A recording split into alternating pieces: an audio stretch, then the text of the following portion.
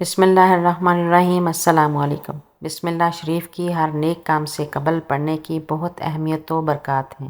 یہ اللہ کی آخری کتاب قرآن کریم کا جوہر ہے۔ جب کسی دل میں اتر جاتی ہے تو گھر کر لیتی ہے۔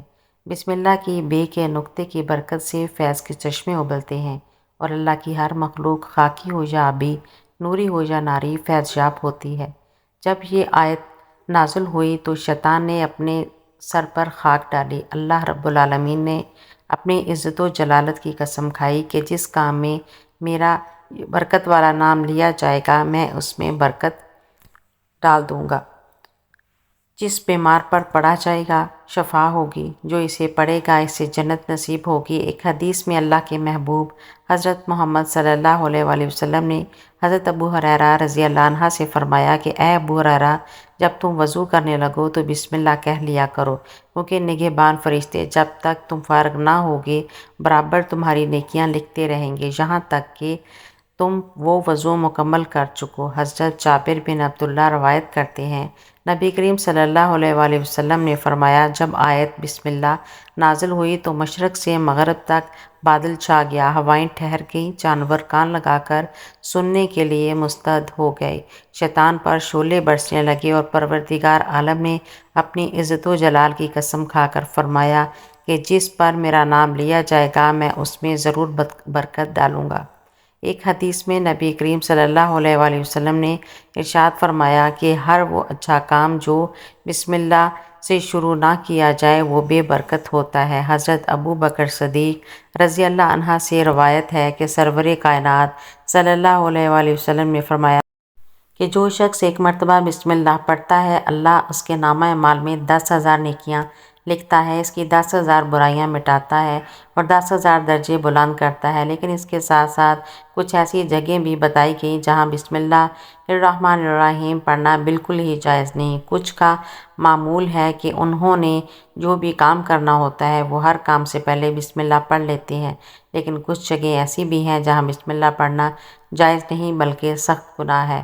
بسم اللہ کا مطلب اللہ تعالیٰ کے نام سے شروع کرتا ہوں جو بڑا مہربان اور رحم کرنے والا ہے، یعنی کہ ہم اپنا کام شروع کرنے سے پہلے بسم اللہ الرحمن الرحیم پڑھتے ہیں تاکہ اللہ تعالیٰ ہمارے کام میں برکت ڈال دے، کیونکہ اس کو پڑھنے کے بے شمار فائدے اور برکت ہے۔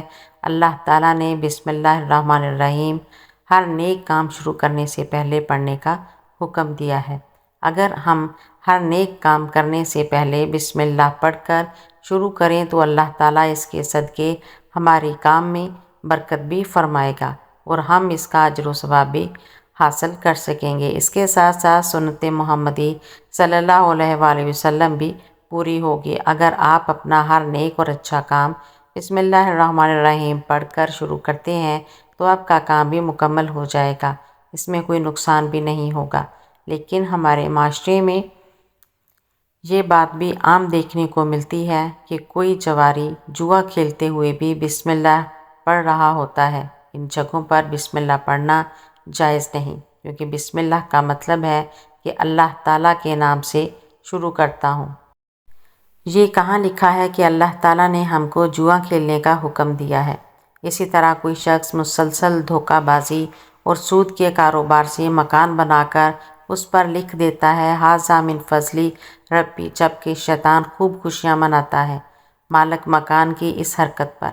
ہم کو باتھ روم میں نہانے سے پہلے بسم اللہ نہیں پڑھنی چاہیے، بلکہ غسل خانے سے جانے سے پہلے اور باہر نکل کر کپڑے پہننے سے پہلے بسم اللہ پڑھ لینی چاہیے۔ باتھ روم کے اندر ہم کو بسم اللہ نہیں پڑھنی چاہیے۔ اگر ہم کوئی کام کر رہے ہیں تو ہم اپنا مال جھوٹ بول کر فروخت کر رہے ہیں، اگر ہم وہاں بسم اللہ پڑھتے ہیں تو ہم کو گناہ ملے گا، ثواب نہیں ملے گا۔ اللہ تعالیٰ نے ہم کو دماغ عطا کر کے اچھے اور برے کاموں کی پہچان کروا دی ہے۔ اگر ہم کسی کو دھوکہ دیں گے تو وہ ایک نہ ایک دن ہمارے سامنے ضرور آ جائے گا۔ جیسا کہ کہا جاتا ہے کہ ضرب المثل مشہور ہے، جیسا کرو گے ویسا ہی بھرو گے۔ اگر ہم برا کام کر کے اکثر یہ کہتے ہیں کہ یہ اللہ تعالیٰ کی مرضی سے ہو رہا ہے، بلکہ یہ اللہ تعالیٰ کی مرضی نہیں، بلکہ اللہ تعالیٰ نے ہم کو دنیا میں چھوٹ دے رکھی ہے کہ اچھا کام کرو گے تو تم کو اچھا صلہ ملے گا، اگر تم برا کام کرو گے تو اللہ تعالیٰ کی طرف سے تم کو اس کا صلہ بھی برا ہی ملے گا۔ ابن کثیر علامہ قرطبی لکھتے ہیں کہ زناکاری، شراب نوشی، چوری اور جوا کھیلنے سے پہلے بسم اللہ پڑھنا کفر ہے، یعنی حرام قطعی کرتے ہیں۔ بسم اللہ الرحمن الرحیم پڑھنے کو حلال سمجھنے والا کافر ہو جاتا ہے۔ اللہ تعالیٰ سب کچھ دیکھ رہا ہے۔ اللہ تعالیٰ کی پکڑ بہت ہی مضبوط ہے۔ بندے کی پکڑ اتنی مضبوط نہیں ہوتی، بلکہ جب اللہ تعالیٰ کسی انسان کو پکڑ میں لاتا ہے تو اس کا بچنا بہت ہی مشکل ہوتا ہے۔ اس لیے ہم کو چاہیے کہ کوئی ایسا کام نہ کرے جس سے اللہ تعالیٰ کی ناراضگی ہوتی ہو۔ ہمیں ہمیشہ اچھے کام کرنے چاہیے تاکہ اللہ تعالیٰ ہم سے راضی ہو جائے اور ہمیں دنیا اور آخرت میں اس کا صلہ اچھا عطا کر دے۔ آمین ثم آمین۔ میری ایسی اور ویڈیو دیکھنے کے لیے چینل کو سبسکرائب کریں، ویڈیو کو لائک اور شیئر کریں۔ اللہ حافظ۔